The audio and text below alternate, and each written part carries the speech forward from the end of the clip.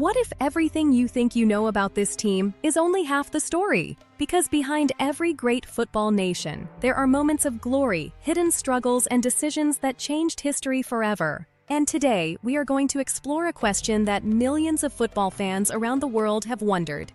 How did Morocco become a new football powerhouse? And which stars are leading their rise? Section 1. The Hook. December 10th, 2022. Doha, Qatar.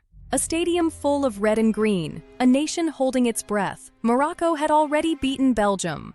They had already stunned Spain on penalties, and now they were stepping into a World Cup quarter-final against Portugal. A team built around one of the greatest players in football history. Nobody gave them a chance. Nobody except themselves. Youssef En-Nesyri rose above the towering Portuguese defenders to head the ball into the net, sending the stadium into pandemonium. Morocco had done it. They became the first African and first Arab team to reach a World Cup semi-final. Only the third team from outside Europe or South America to ever achieve this milestone. But this didn't arrive by accident. It was decades in the making. Section 2. The Historical Journey. The story of Moroccan football begins with quiet persistence. Morocco have qualified for the FIFA World Cup 7 times. In 1970, 1986, 1994, 1998, 2018, 2022, and 2026. But it wasn't always glory.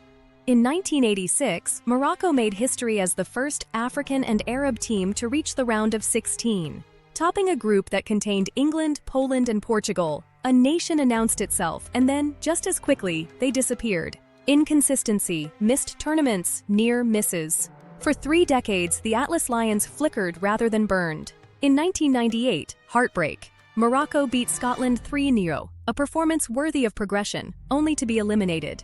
Because Brazil, shockingly, lost to Norway at the exact same time. Football can be brutal. Then came years of qualification failures and quiet frustration. Morocco watched, and Morocco planned. Section 3. The system behind the rise.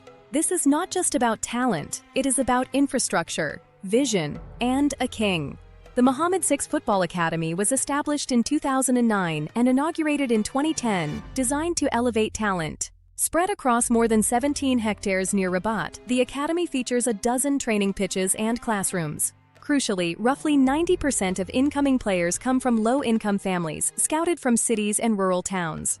The academy covers everything: housing, meals, education, and medical care. This wasn't charity. This was strategy. 5 members of Walid Regragui's AFCON 2025 squad all emerged directly from the academy. In October 2025, Morocco's under-20 team won the FIFA U20 World Cup, making them the first Arab nation to ever win. In football terms, this is what it looks like when a nation builds something real. Section 4. The stars leading the rise. Achraf Hakimi, the heartbeat. The PSG fullback is widely considered the best right-back in the world. Born in Madrid, raised in Morocco's DNA, Hakimi chose the Atlas Lions. He is their captain, their identity. Yassine Bounou, the wall. His penalty shootout heroics in Qatar made him a national icon overnight. Since joining Al Hilal, Bounou has lifted 4 major titles. When Morocco needs saving, he delivers. Sofyan Amrabat, the engine. Amrabat controls games through ball recovery and composed distribution. He is a true midfield enforcer, a leader, motivator, and calming force. In Qatar, the world discovered him. Hakim Ziyech, the artist, creative, unpredictable, lethal from set pieces, a player who can change a game. Ziyech remains one of the most technically gifted players Morocco has ever produced. Youssef En-Nesyri, the striker. Aerial power, clinical finishing, intelligent movement. The man who scored that goal against Portugal. And now a new wave. Brahim Diaz, Azzedine Ounahi, Bilal El Khanous.